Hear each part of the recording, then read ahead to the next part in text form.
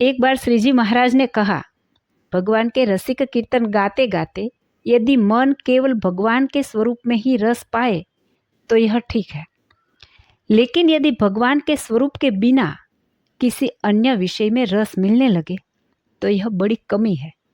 ऐसी ही बात आगे की एक वीडियो में भी आई थी। श्री जी महाराज ने कहा था, जब मृदंग, सारंगी, सरोदा, ताल आदि वाद्य यंत्र बजाकर कीर्तन गाया जाए, लेकिन यदि उसमें भगवान की स्मृति न हो तो वह कीर्तन गाया हुआ मानो गाया ही नहीं गया। क्योंकि जैसे किसी भक्त को भगवान के शब्द में प्रेम होता है और उन शब्दों में रस आता है, वैसे ही यदि गीत, वाद्य यंत्र की ध्वनि या स्त्री आदि के शब्दों में भी वही रस आने लगे तो वह अविवेकी है। भक्त को भगवान या उनके संत के वचनों में जो रस पाए, वैसा ही किसी अन्य विषय के शब्द में रस पाए, यह मूर्खता है और इसका त्याग करना चाहिए। ऐसी मूर्खता को छोड़कर केवल भगवान के शब्द में ही सुख मानना ही सच्चे रसिक भक्त का लक्षण है। जैसे शब्द की बात है, वैसे ही स्पर्श भी। सच्चा रसिक भक्त केवल भगवान का ही स्पर्श चाहे और अन्य स्पर्श को काले नाग या जलते अग्नि के समान समझे। इसी प्रकार रूप में भी केवल भगवान का रूप देखकर ही परम आनंद पाए और अन्य रूप को नरक के ढेर या सड़े हुए कुत्ते के समान माने। स्वाद में भी वही, भगवान के महाप्रसाद का रस पाकर ही आनंद ले और अन्य छोटे छोटे स्वादों में आनंद न पाए। गंध में भी केवल भगवान को अर्पित तुलसी, फूलों की माला या चंदन, अत्तर की सुगंध पाकर ही आनंद ले, परंतु किसी विषय भोगी व्यक्ति के शरीर पर लगी ऐसी सुगंध से प्रसन्न न हो। इस प्रकार पांचों विषय जब भगवान से संबंधित हो तो उनमें अत्यंत प्रेम रखे और जगत संबंधी पांचों विषयों में अत्यंत अभाव रखे। यही सच्चा रसिक भक्त है। यदि कोई भक्त भगवान से जुड़े विषयों में भी आनंद पाए और संसार के विषयों में भी वैसा ही आनंद पाए तो वह खोटा रसिक भक्त है, क्योंकि उसने भगवान को भी उसी स्तर पर रख दिया जिस स्तर पर अन्य पदार्थ है।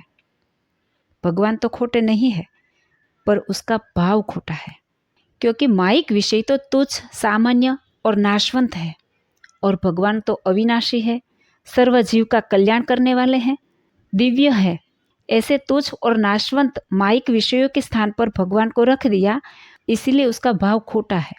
और आगे कहा, जैसा यह विवेक स्थूल शरीर और जागृत अवस्था में रखना है, वैसा ही सूक्ष्म शरीर और स्वप्न अवस्था में भी रखना चाहिए।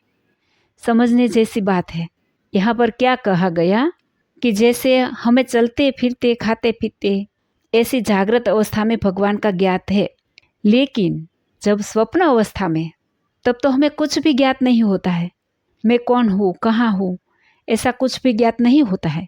तो इसमें कहा गया है कि स्वप्न में जब भगवान का दर्शन हो और उनके शब्द, स्पर्श, रूप, रस, गंध से आनंद मिले तो ठीक है, परंतु यदि स्वप्न में किसी अन्य विषय से भी उतना ही आनंद मिले तो उसका रसिकपन खोटा है।